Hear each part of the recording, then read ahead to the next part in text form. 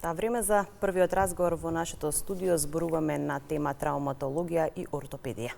Нашиот гостин е со повеќе од 20 годишно професионално искуство во областа на хирургијата, травматологијата и современата медицина. Наш гостин, председателот на Македонското друштво на ортопедија и травматолози, доктор Игор Мерџановски. Добро утро, добре ни дојдовте во емисијата. Добро утро. Беше ли ова предизвик за вас? Верувам дека е голема одговорност како како лекар, сега и председател на друштво. Македонското друштво за ортопедија и травматолози да се биде подпредседател е голема чест, но и сериозна одговорност. Самото водење на ова друштво е сепак една од посериозните, затоа што се работи за друштво кое што веќе долги години наназад има историјат на зачувување на односите помеѓу лекарите, создавањето на конгреси кои што настануваат, едукацијата, формирање на нови кадри, така да е сепак чест и одговорност. Кои се вашите планови со оглед на тоа дека сте нов директор на Македонското друштво на ортопедии и травматолози? Кои се вашите приоритети заедно со вашите колеги во престојниот период? И повторам, приоритетите ми се, значи, фокусот ни е на младите колеги, значи, нивно едуцирање, распространување низ светските центри, каде што нели веќе имаме соработка со повеќе делови на друштва од Балканот, а и подалеку. Уклучување во конгресите, работилниците, после тоа формирањето на новиот оквир на списанието, кое што веќе неколку години малце во, да не кажам, клиничка смрт, почнуваме со негово реставрирање и рестартување, така да мислам дека во текот на наредниот период ќе имаме многу плодни дискусии, многу плодни работилници, конгреси и соработка со нели светските ортопедски и травматолошки друштва. Пред да го започнеме разговорот, зборувавме дека постојано работите, не само тука кај нас и надвор од нашата држава. Споминавте и вие, посетувате конгреси, семинари заедно со помладите колеги, сепак нели тука се споделуваат оние искуства. На кој начин се развива ортопедијата и травматологијата сега во нашата држава? Имаме ли современи методи тука кои што ги користиме? Травматологијата и ортопедијата е на многу високо ниво. Да можам да потврдам дека веќе е на исто ниво со светските најнови методи и техники кои што се прават во ова оперативно лекување при нели овие повредени кои што се и сите ортопедски и травматолошки болести. Така да комуницираме и праќаме наши помлади кадри на едукации надвор. Исто така имаме и доста од колегите од странство кои што доаѓаат. Покрај тоа што операциите ги учиме и надвор од нашата земја, исто така и хирурзите доаѓаат кај нас и кај нас ги вршиме истите операции и едукацијата ја правиме во домашни услови со странските колеги. Какво е искуството еве кај нас во тој современ третман, тој нов пристап на третирање на повреди? Пристапот е од типот на нели самата технологија која што еве кај нас веќе почнува да се носи во нови апаратури, исто така минимално инвазивните техники на лекување кои што прават за побрзо оздравување и побрзо заминување на болниот од нели од болничкиот кревет. Воведувањето на овие техники кај нас се имплементирани и веќе можам да кажам дека се наоѓаме на светската мапа за одредени типови на операции кои што нели во поголемите клинички центри ги користиме, но исто така можам да се пофалам дека формирањето на тимовите на травматолози и ортопеди веќе во година дена наназад, да не кажам година и пол дена наназад, се формирани тимови каде што ние гравитираме и се дисперзираме надвор од централните болници, од терцијерното здравство, преминуваме во секундарното здравство, каде што постојат нели одредени оддели и услови за оперативно лекување, Нашите колеги одат во неколку градови низ нашата земја и го пренесуваат искуството, прават обука на колегите во секундарното здравство, каде што нема потреба од пациентите да доаѓаат во централниот дел, кај што се најголемите клинички болници, него да тоа лекување го направат во градот каде што живеат, што е од големо олеснување. Ги споменавте вие патувањата, искуствата кои што ги споделувате со вашите колеги од тука. Имаме ли квалитетен кадар? Зборуваме за помладите генерации, затоа што вие сте сепак доктор со огромно искуство. Кадар имаме, но е по трет пат повторувам, фокусот ни е на младите колеги, каде што треба да го задржиме кадарот. Имаме 10 годишен, да не кажам, една празнина во непланирање на кадарот, кој што во овие моменти ние пробуваме да компензираме со тоа што и се дисперзираме, како што кажав, по градовите, каде што има потреба од нас. Исто така и го зајакнуваме, се едуцираме, имплементираме нови техники. Во текот на последниве неколку години имаме многу направено комплексни операции на рбетниот столб, со трансплантации на коски, значи сето на што се работи надвор од нашата земја во признаени светски центри, ние веќе сме рамо до рамо со нив. Вие започнавте и викенд акции за намалување и скратување на листите на чекање. Се уште ли трае таа практика кај вас? Во моментов неколку недели ја имаме стопирано таа практика, затоа што ја намаливме листата на чекање. Бевме многу ангажирани, многу активни во тој дел, затоа што тоа беше од кога стапив и на директорската функција при клиниката за Тоар и Луц. Наследив голем број на проблеми, голема листа на чекање на пациенти од типот на елективни случаеви кои што требаше да се завршат, а чекале неколку години. Почнавме со една акција, го намаливме бројот на пациенти кои што чекале неколку години за тоа. Во овој период направивме мала пауза затоа што оперативните сали ни се во фаза на реновирање. За кратко време ние ќе ги пуштиме во употреба. Тоа ќе бидат оперативни сали кои што заедно со Министерството за здравство, Фондот за здравство кој што обезбеди средства и владата на Република Македонија кој што има слух за овие наши побарувања во интерес на лекувањето и во интерес на здравјето на нашата земја, на нашите граѓани. Така да овие оперативни сали ќе бидат буквално во на највисоко ниво, со кое што мислам дека дури и на Балканот ќе немаме ваков тип на опрема. Исто така и клиниката за интензивно лекување, кое што спаѓа под Тоар и Луц, заедничките клиники, ние сме една клиника од 4 клиники заедно, за да можеме подобро да функционираме, е комплетно реновирана, со најнова апаратура. Исто ќе ги пофалам сите оние кои што помогна чинители од власта, од Министерството, од Фондот и останатите кои што излегува во пресет имаа слух за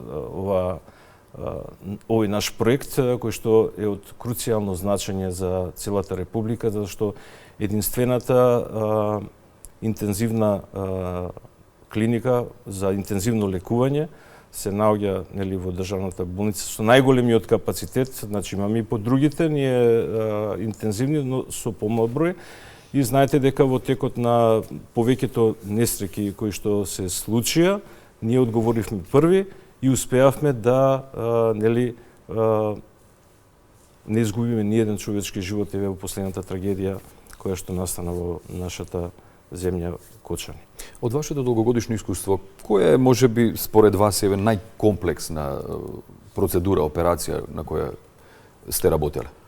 Имате ли такво нешто? Степенувате ли? Ја имам големо искуство, исто така и моите колеги. Значи, сега ќе разговарам од името на сите колеги.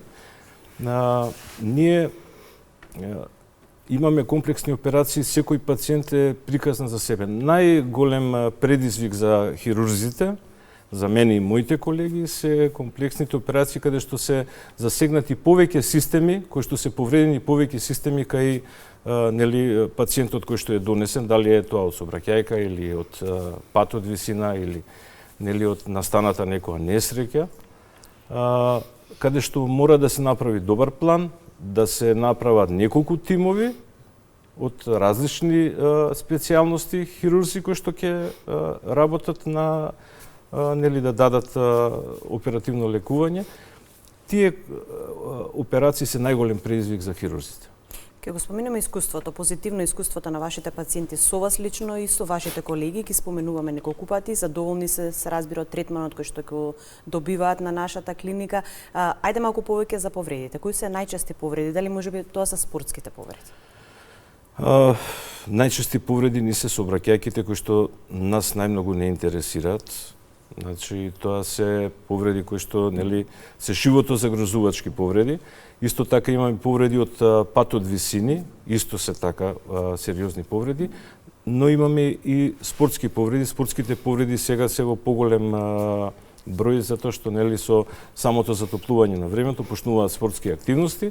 Дел од луѓето нели кои што го живеат нормалниот живот мислат дека можат најнаш од зимскиот сон да почнат активно да се бават со спорт, поготово возраста околу 30 до 45 година, они мислат дека можат најнаш во моментот од некоја нефизичка активност, па се собираат во групи, одат на нели кошарка, фудбал и настануваат повреди на локомоторниот систем од типот на зглобовите, лигаментарни повреди.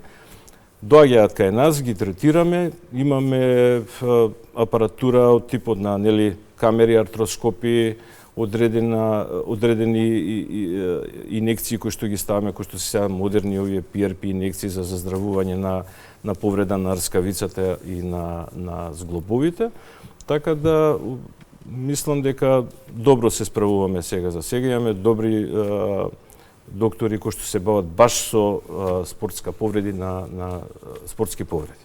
Во неколку наврати спомнавте дека работите на млад кадар, односно на подновување на кадар. Меѓутоа, дали имате доволно кадар со кој оперирате во овој момент? Во моментов имаме кадар, но ни фали уште кадар. Секогаш ни фалат уште доктори, специјализанти кои што ќе ја одберат специјализацијата за травматологија и ортопедија, која што е една од специјализациите кои што треба доктор кој што завршил нели како лекар, зел лиценца, треба добро да размисли дали ќе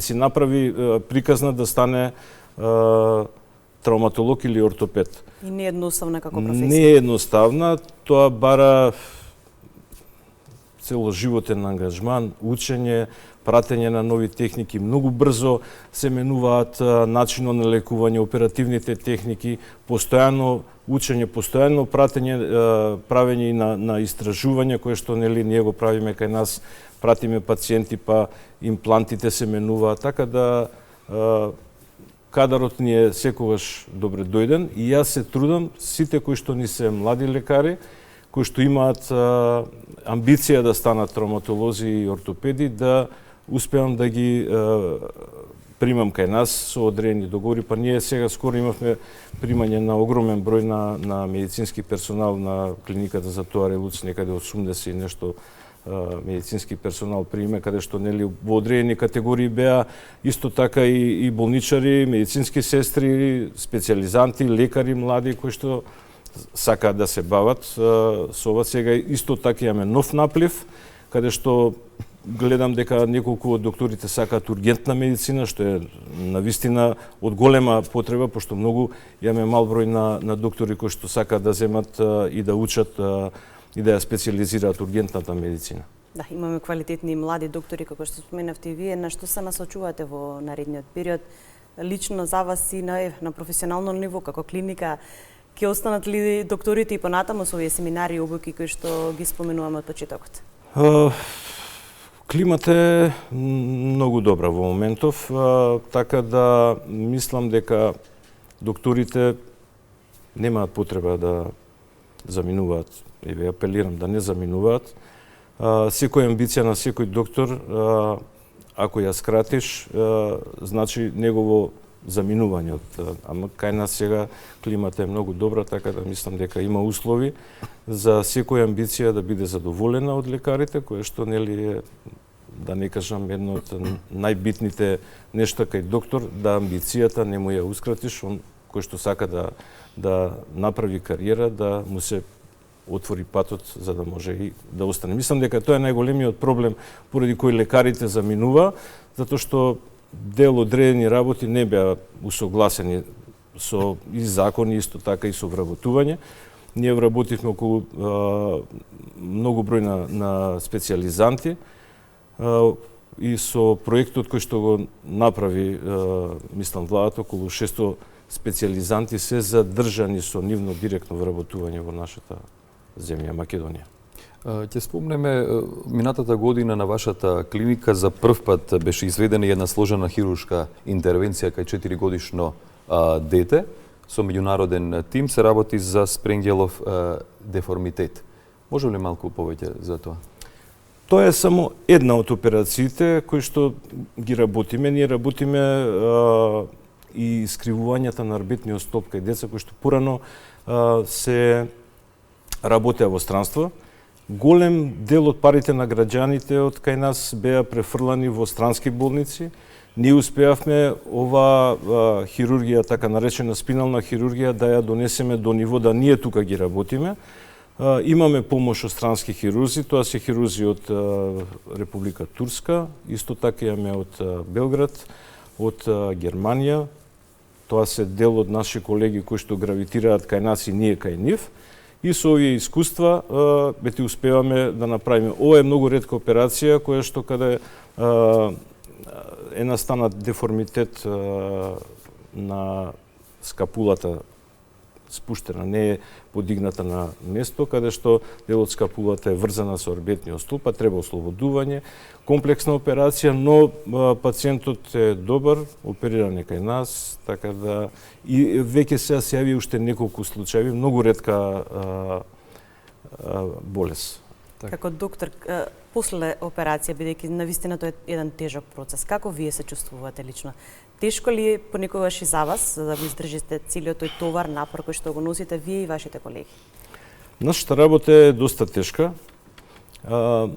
Се рефлектира кај нас, затоа што и ние сме луѓе, не можеме некои работи да ги поминеме и да не си ги однесеме дома. Така да остава трагови, остава запаметени случаеви, остава размислување дали го направив најдоброто. Значи, постојано се прашуваме, јас и моите колеги, нели, сите доктори, цел медицински персонал, така да се бориме со тоа, имаме помош и од дома, така да кога имаме вистински професионалци во нашата држава. Ви благодариме многу на одвоеното време и ви посакаме пред се многу успех на новата функција и ве очекуваме повторно да ни бидете гости. Да, ви благодарам на поканата и останете во добро здравје. Благодарам. И беше задоволство.